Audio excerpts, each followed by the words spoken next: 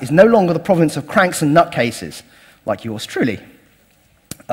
If you look at the increasingly, even big Western oil companies like Chevron, BP, and Shell, actually are increasingly saying that, hang on, we think that we can probably extract no more every year than maybe between 84 and 100 million barrels a day, and that's it. After that point, supply does not grow.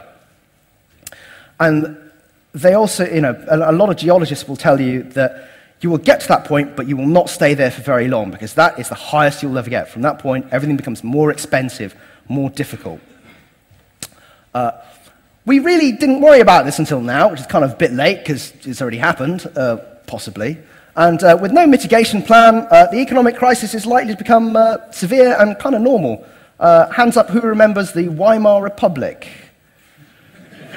Oh, come on, were you guys all asleep in history class or something? Hey, what's wrong with you people?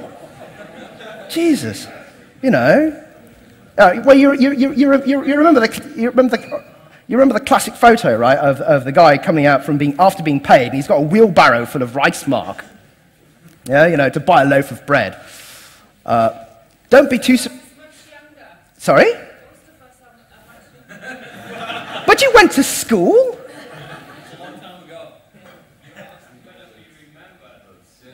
Okay, good point. Who was taught about the Weimar Republic at school? Yeah, there we go. God. I forget, I'm talking to a nerdy audience. You want everything in nice binary, ones and zeros, like there's no ambiguity here. Right, okay, where was I? You've made me lose my train of thought. I just need to think about this a minute. There we go. Yeah, I remember now. So, but that kind of hyperinflation, although that was for entirely different reasons, there's nothing certain that says that will not happen again in the advanced world. And possibly even a worse condition called stagflation, where your economic output kind of stagnates because you're running out, because you don't have adequate inputs, but at the same time, inflation goes through the roof. So, what eventually happens is your buying power becomes progressively less and you get goods shortages. And in a second here, we will actually see an example of what happened the last time around in Cuba, when exactly that happened. So where are we? Climate change, yeah, debate's over. Humans are making the climate too warm. How many people here do not believe that humans are responsible for mucking around with the climate? Anyone? Okay, one or two dissenting voices. Jeff, you're an asshole, so I'm not going to count you. So that's one. It's a German and European audience, so that doesn't surprise me anymore. If I was giving this talk in the US at, say, DEF CON, I'd be booed off the stage. Fucking hippie! Get off! We want to play the TCP/IP drinking game! And, I'd be pelted with stuff until sort of hounded out into the hot desert air to shrivel up and die. As far as we're concerned, debate is over. Humans are causing the climate to warm up. Our models produce results that broadly approximate reality. But the models seem to underestimate the sensitivity of some of these systems. So, for instance, Arctic ice loss last year and 3 years before that appeared to be running something like 3 to 5 times ahead of our worst-case scenario in most of our models.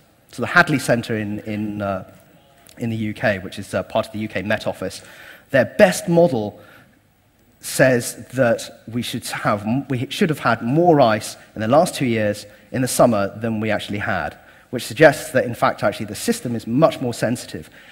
People reckon, my friends at the British Antarctic Survey reckon, that you should be able to sail over the pole by about 2012, so there'll be no ice at all in the summer. It seems to indicate that our worst-case scenarios seem increasingly likely. Due to that lack of political will and not electing people who say year on year you're going to use less energy and you're going to be a little bit poorer and you're going to have to eat organic food and wear Birkenstocks and be a bit more of a hippie or something like that. Yeah, you get the idea. Here we go. It's going to get hot. So, where it says low growth, moderate growth, and high growth, these refer to the IPCC scenarios from the IPCC synthesis report. The growth refers to the growth in CO2 emissions, which obviously, given that CO2 emissions seem to rise in lockstep with economic growth, the faster your economy grows, the more crap you throw into the air whilst you try and make all your nice computers and bottles and clothes and stuff. Disposable little plastic trinkets, Care Bears, stuff like that. If you look on this side, you have to remember that this report is very conservative. So the system may be sensitive enough that this bottom scenario here, where everything gets really, really, really freaking hot, may actually be a lot closer than we think.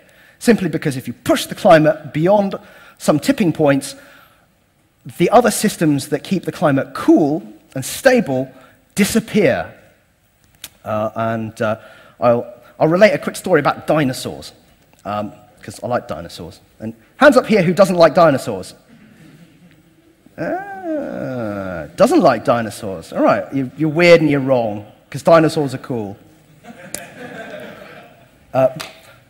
Most of the oil and gas was formed in two periods, in the late Jurassic and the mid-Cretaceous. How many people know what I just said made any sense? Jurassic, Cretaceous. All right, who's seen Jurassic Park? Yeah, there you go. Right, remember Jurassic Park. Okay, keep in mind Jurassic Park for a minute. No, keep in mind Jurassic Park. Okay, so these two periods when most of your oil and gas comes from, Jurassic Park, are some of the hottest periods in Earth's history. They are, in fact, actually super greenhouse worlds. One of the reasons that the dinosaurs even became even possible was simply because the world was very warm, very wet, and was covered pretty much top to bottom. Like the configuration of the continents was different, right? But you had big land masses where, in areas where it's got an awful lot of rainfall, and everything was kind of wet and very lush, and so you saw these enormous giants grow. Quite interestingly, the big sauropod dinosaurs, your Diplodocus and Brachiosaurus and the rest of it, had enormous bodies. And part of the reason they needed enormous bodies is because they have huge guts, because the plant food that they were eating was of such low quality, but grew very, very fast, that they needed those huge bodies and huge guts to actually digest the food. Sorry? Okay, sorry, I either hallucinate, I think probably hallucinated someone talking back to me there. It happens, especially at Congress. So, you have these giant herbivores, and then in order to eat the giant herbivores, you have giant carnivores, and everything just gets progressively bigger and bigger and bigger. We're mammals, so we're warm-blooded. The dinosaurs were sort of like semi-cold-blooded, especially the sauropods, which were almost certainly cold-blooded.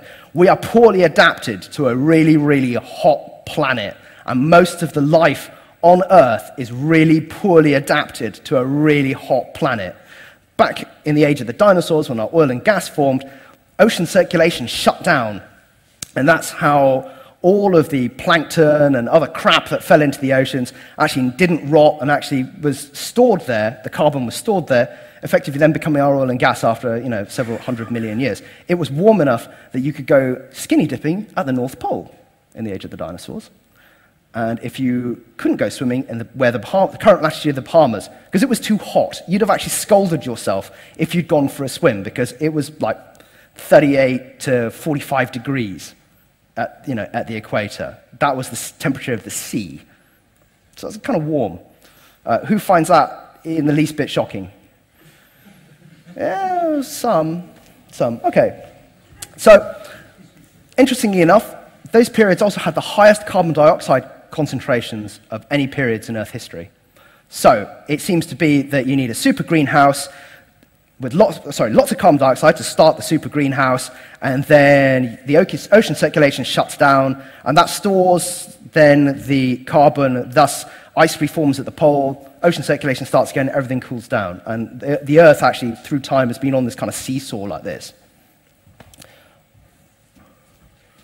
So, okay. Hello, Brave New World. Here is a model of precipitation. This is from a medium case model. So you can see that Western Europe here, it gets drier. So less rain for all of us. And I don't know, who likes wine? Who's a wine drinker? Yeah, good. It probably means that actually your wine will probably actually, from here in Germany, will probably actually get a little bit better, and the terroir will be a bit better, because obviously as it dries out, the vines put their roots down further, and they pick up more mineral nutrients from the rocks, and so the vine, the grapes take on a much more specific character. So you get lots of good harvests, very good vintages, and then everything will kind of dry up, and then the vines will die, and you're kind of fucked. Sorry, I just thought I had to throw that in there. As you can see, the Sahara gets even drier still, and those marginal bits of the Sahara, those marginal bits here above, hello, where is it? There we go. Above the current Sahara get even drier still, so the Sahara starts to move north. There's actually a very good model which seems to indicate that the Sahara might actually even jump the Mediterranean. And all those big forest fires that you see in Spain and Portugal are the first step into desertification. So the forests burn off, there's not enough rain to support new forests, and then it becomes scrubland, and then from scrubland, eventually there's not enough water, not enough rain, and eventually you come to desert. And there are a number of models actually converge on this outcome, where in fact the southern bit of Europe starts to become much more like North Africa. Speed it up, okay. So anyway, so there we go. It's bad, So, here we go, some consequences, mass extinctions, keystone species go, reduced human capacity, carrying capacity, this is interesting. Climate disasters are rising, so I get a lot more calls on my time, which as a contractor means I earn much less money, because I keep on having to run off to disasters around the world, which really pisses me off. Actually, I enjoy it, really, others wouldn't do it. More flooding, fires, and drought, and lots more little disasters, lots more little crises. What am I doing for time? Right. And here's something interesting. We are living in the most integrated period in human history. For instance, virtually none of the bits in my Dell were made here in Europe. Virtually all of them were made in the Far East. We are totally dependent on global trade. Any kind of disruption to global trade, and we are royally screwed. To give you an example, here's an example from a few years ago. I was working for a big consultancy company. I used to work for Arthur Andersen, and one of our clients was Cisco.